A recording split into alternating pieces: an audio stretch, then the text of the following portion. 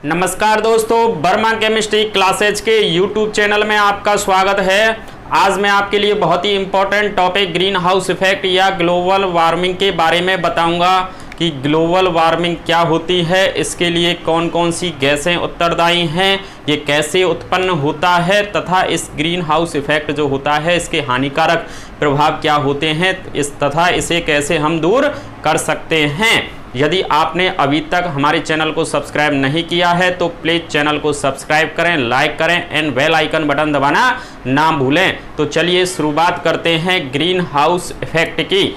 हरित गृह प्रभाव या जिसको हम क्या कहते हैं, तापीय वैश्वीकरण, ग्लोबल वार्मिंग या भूमंडलीय ताप वृद्धि एंड ग्रीन हाउस इफेक्ट यानी हरित गृह प्रभाव, ये क्या होता है। देखिए, हरित गृह प्रभाव या ग्लोबल वार्मिंग, वार्मिंग का मतलब होता है गर्म होना, वार्म, ताप में वैश्वीकरण, भूमंडल के ताप में क्या होगी, वृद्धि होगी। तो देखिए होता क्या है कि जो जहाँ ठंडे प्रदेश है, जहाँ का टेम्परेचर क्या है, कम होता है, तो वहाँ पर क्या होता है कि फलों, सब्जियों या आदि को उगाने के लिए क्या किया जाता है, एक शीशे का घर यानी कांच का घर बनाया जाता है। उस कांच के घर में क्या होता है कि कांच जो होता है वो सूर्य की किरणों के लिए तो पारदर्शी होता है, उनको क्या करता है, सूर्य की किरणें आती हैं और वो उस कांच के में से पार होकर के उस घर में प्रवेश कर जाती हैं। प्रवेश करने के बाद में वो क्या होगा, हम जानते हैं कि सूर्य का जो है 75% भाग तो अवशोषित कर लिया जाता है और 25% क्या होगा, वापस होगा।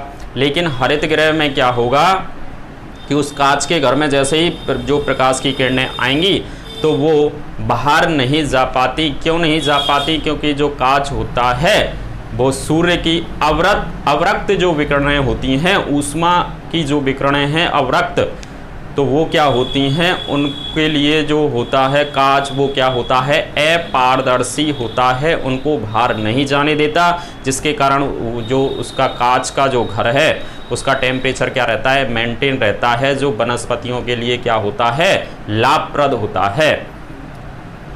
उसी के आधार पे ये क्या बनाया गया कि पृथ्वी है, सूर्य से जो किरणें आ रही हैं पृथ्वी द्वारा जो क्या हैं अवशोषित होंगी, 75% भाग अवशोषित होगा, 25% ऊपर जाएगा। लेकिन क्या होता है कि ऐसे ही CO2 जलवाष्प एवं अन्य जो गैसें होती हैं वायुमंडल की, वो वायुमंडल की जो गैसें हैं वो क्या करती हैं, इन अवरक्त जो विकिरणें हैं उनको क्या कर लेती हैं, अवशोषित कर लेती हैं, यानी वापस किधर नहीं जाने देती, वायुमंडल से ऊपर नहीं जाने देती, और जिसके कारण क्या होता है, पृथ्वी के ताप में क्या हो जाती है, वृद्धि हो जाती है। अब पृथ्वी के ताप में वृद्धि होगी और इसे ही हम क्या कहेंगे, भूमंडलीय ताप वृद्धि यानी ग्लोबल वार्मिंग कहते हैं। और इसके लिए जो मुख्य उत्तरदायी यानी गैस जो होती है वो कौन सी होती है, CO2 होती है। तो चलिए इसको देखते हैं हम अच्छी तरह से कि क्या होता है ग्लोबल वार्मिंग। कि पृथ्वी द्वारा सूर्य के प्रकाश को अवशोषित करने के बाद पुनः उत्सर्जित करने पर पृथ्वी गर्म हो जाती है, क्योंकि पृथ्वी द्वारा उत्सर्जित ऊष्मा कुछ गैसों जैसे CO2 एवं जलवाष्प के द्वारा अवशोषित कर ली जाती है और ये किरणें पृथ्वी पर पुनः पहुंचती हैं। इसे ही हम क्या कहते हैं, ग्रीन हाउस प्रभाव कहते हैं, तथा पृथ्वी का ताप बढ़ जाना ही क्या कहलाता है, ग्लोबल वार्मिंग कहलाता है। और ये जो गैसें थी जो इनको अवशोषित करती हैं या ताप में वृद्धि करती हैं वो क्या कहलाती हैं, ग्रीन हाउस गैसें कहलाती हैं। अब देखिए हुआ क्या कि ये पृथ्वी की सतह है, इस पृथ्वी की सतह पर ये सूर्य देवता हैं, सूर्य महाराज यहाँ से आए, देखिए ये सूर्य की किरणें आ रही हैं पृथ्वी तल पर, पृथ्वी तल द्वारा 75% भाग अवशोषित कर लिया जाएगा, 25% को वापस भेज दिया जाएगा। लेकिन देखिए यहाँ से जो है इसमें से भी क्या हुआ, 25% में से कि कुछ तो बाहर चला गया वायुमंडल से बाहर, लेकिन कुछ जो है, कुछ जो विकिरणें हैं, कौन सी विकिरणें हैं, ये अवरक्त विकिरणें, ऊष्मीय विकिरणें होती हैं। ये कौन सी विकिरणें हैं, अवरक्त विकिरणें, अवरक्त ऊष्मीय विकिरणें ये क्या होती हैं, देखो ये ग्रीन हाउस गैस हैं वायुमंडल में, ये यहाँ पर वायुमंडल बना हुआ है जिसमें ग्रीन हाउस गैसें हैं। वो कौन सी हैं, जैसे CO2 जल वाष्प, ओजोन, N2O, मीथेन, ठीक है, आदि जो CFC, ये क्या करती हैं, ये अवरक्त किरणों का क्या कर लेती हैं, अवशोषण कर लेती हैं और वापस इनको जाने नहीं देती। और जो विकिरणें होती हैं वो निकल गई, लेकिन इनमें से क्या किया उसने, अवरक्त जो ऊष्मीय विकिरणें थीं जो ताप में वृद्धि करती हैं उनको इन्होंने क्या कर लिया, अवशोषित कर लिया।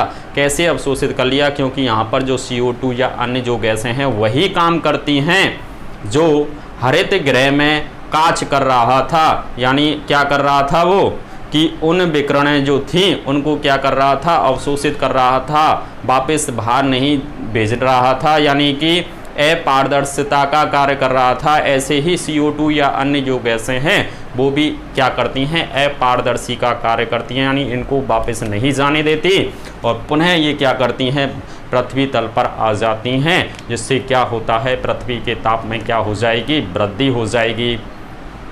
और इसे ही कहते हैं हम ग्लोबल वार्मिंग, भूमंडलीय ताप वृद्धि। हरित गृह नाम क्यों पड़ा, क्योंकि इसकी शुरुआत जो होती है वो कहाँ पे देखी गई, सबसे पहले जो ठंडे प्रदेश थे वहाँ पर शीशे का या कांच का क्या बनाया जाता है, घर बनाया जाता है।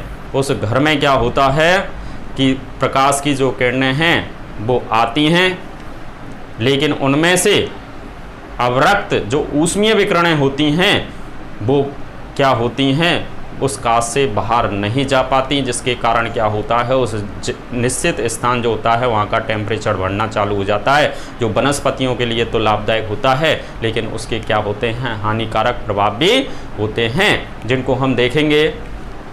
तो देखिए क्या हुआ कि ये ग्लोबल वार्मिंग हो गई, इन गैसों को ग्रीन हाउस गैसें कहते हैं। अब प्रमुख जो ग्रीन हाउस गैसें हैं तो देखिए कौन कौन सी हैं, ये एक सर्किल बनाया हमने, इसमें देखिए CO2 ये मुख्य रूप से ग्लोबल वार्मिंग या ग्रीन हाउस इफेक्ट के लिए उत्तरदायी गैस अगर पूछ लिया जाए आपसे तो आंसर क्या है, CO2। तो मुख्य रूप से CO2 गैस उत्तरदायी होती है, जिसकी मात्रा 60% होती है, 60%। और दूसरे नंबर पर ये मेथेन है 20%, CFC क्लोरोफ्लोरोकार्बन जो कितने परसेंट होता है, 14% होता है, और 6% में देखिए N2O जल वाष्प, ओजोन, SF6 आदि गैसें उपस्थित होती हैं।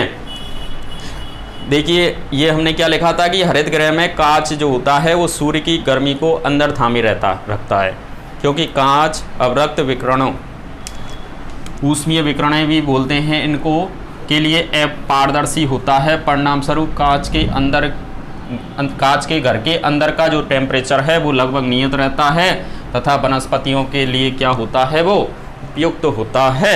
इसी प्रकार वायुमंडलीय CO2 जल वाष्प गैसें भी इन विकिरणों के लिए क्या होती हैं, अपारदर्शी का कार्य करती हैं, जो अवरक्त विकिरणों को अवशोषित कर लेती हैं और पृथ्वी के ताप में क्या कर देती हैं, वृद्धि कर देती हैं। यही बताया था हमने अभी। अब इसके कारण क्या होगा, ताप में वृद्धि हुई। अब ताप में वृद्धि से क्या होगा उसके देखेंगे हम इसके बाद में, क्या हानिकारक प्रभाव। चलो अब देखते हैं हम कि ग्लोबल वार्मिंग या ग्रीन हाउस इफेक्ट के क्या हानिकारक प्रभाव हैं या दुष्प्रभाव हैं। तो देखिए पहला है कि ताप में वृद्धि के कारण क्या होगा कि जो बर्फीले प्रदेश हैं, जैसे जैसे पृथ्वी के टेम्परेचर में वृद्धि हो जाएगी तो जो बर्फीले प्रदेश होते हैं जहाँ पर बर्फ़ गिरती है तो वो बर्फ़ क्या होगी, ताप में वृद्धि के कारण पिघल जाएगी तो क्या होगा, पृथ्वी के जो निचले स्थान हैं वहाँ पर क्या होगा, पानी भर जाएगा, यानी बाढ़ आने की संभावना होगी। तो सबसे बड़ा खतरा तो यही बना हुआ है कि ताप में वृद्धि के कारण बर्फीले प्रदेशों की बर्फ़ पिघल जाएगी और बाढ़ आने का खतरा बना रहेगा। दूसरा देखें कि ताप में वृद्धि के कारण सर्दी के मौसम की जो अवधि है वो तो कम हो जाएगी, जैसे टेम्परेचर हुआ तो सर्दी तो कम हो जाएगी, और गर्मी की जो अवधि है उस क्या हो जाएगी, अधिक हो जाएगी। तीसरा है पृथ्वी के औसत तापमान में वृद्धि से पारिस्थितिकी तंत्र यानी इकोसिस्टम बिगड़ जाएगा और फसलों की पैदावार भी क्या होगी, प्रभावित होगी। तो ये मुख्यतः 3 कारण हैं जिसमें सबसे ज़्यादा खतरा कौन सा है? पहले वाला, क्योंकि पृथ्वी पूरी की पूरी जलमग्न होने की संभावना है, सभी जो है डूब जाएंगे कुछ वर्षों के बाद, अगर ऐसे ही टेम्परेचर में क्या होती रही? वृद्धि होती रही। अब इनको हम दूर कैसे करेंगे, यानी हरित गृह प्रभाव से हम रक्षा कैसे कर सकते हैं? तो रक्षा के लिए हमने कहा कि अधिक से अधिक, सबसे पहला जो है, जो मेन फैक्टर होता ही है कि अधिक से अधिक क्या लगाने चाहिए? वृक्ष लगाए जाएं, कि अधिक से अधिक पेड़ पौधे लगाए जाएं। ये क्या करते हैं पेड़ पौधे? CO2 को क्या कर लेते हैं?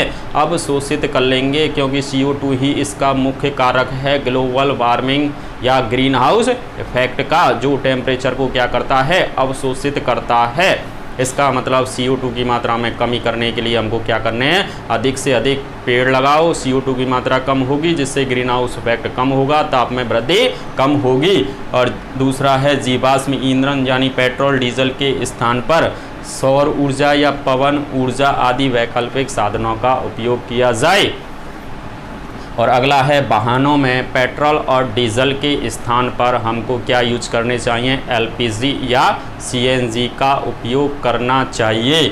और अगला है क्लोरोफ्लोरो जो कार्बन है, इस पर तो पूर्णतः क्या लगा देना चाहिए? प्रतिबंध लगा देना चाहिए CFC पर।